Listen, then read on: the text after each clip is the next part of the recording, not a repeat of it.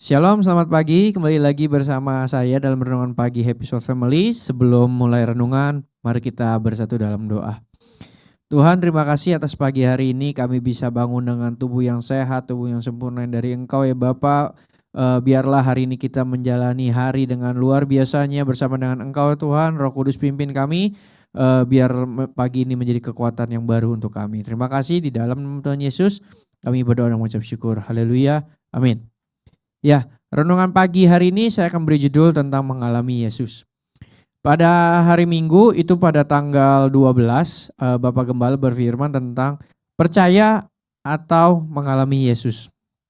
Jadi kalau percaya saja itu ya sudah layaknya seperti orang kayak beribadah, percaya Tuhan itu ada, Tuhan Yesus itu pasti menolong, iya itu percaya.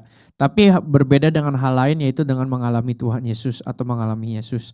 Nah, di dalam proses mengalami Yesus itu Bapak Gembala juga berfirman bahwa kita harus siap untuk mengalami ada namanya kesulitan atau kehidupan yang mungkin di dalam saat itu nggak enak kita merasakannya.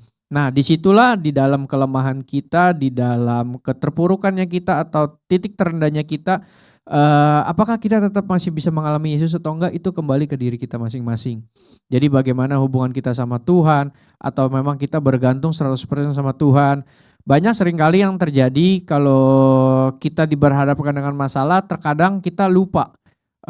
Kita yang kalau sebagai lelaki biasa logika kita yang bermain dulu. Oh, ada masalah A nih, kita harus nyelesainnya seperti apa ya?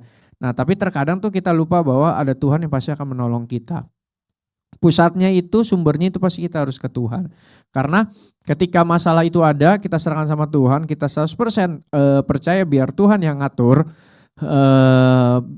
semuanya itu pasti akan sesuai dengan kehendak Tuhan, asalkan kita percaya. Nah, di saat Tuhan menolong kita, disitulah kita mengalami yang ada namanya Tuhan Yesus yang benar-benar menolong hidup kita.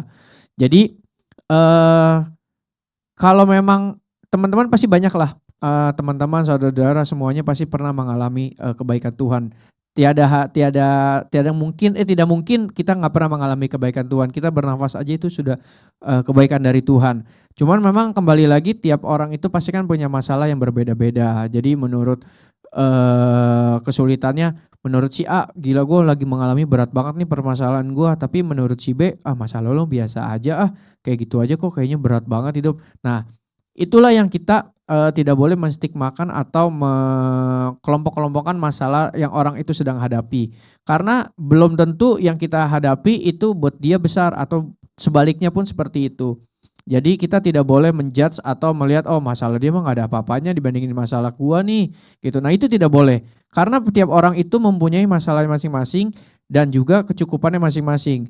Di dalam 2 Korintus 12 ayat 9 berkata, tetapi jawab Tuhan kepadaku, cukuplah kasih karuniaku bagimu, sebab justru dalam kelemahanku kuasaku menjadi sempurna.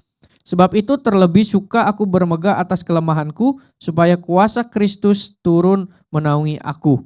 Nah, di sini dibilang cukuplah. Nah, bagi si A dan si B cukupnya juga beda. Ada yang cukupnya 3, ada yang cukupnya 4.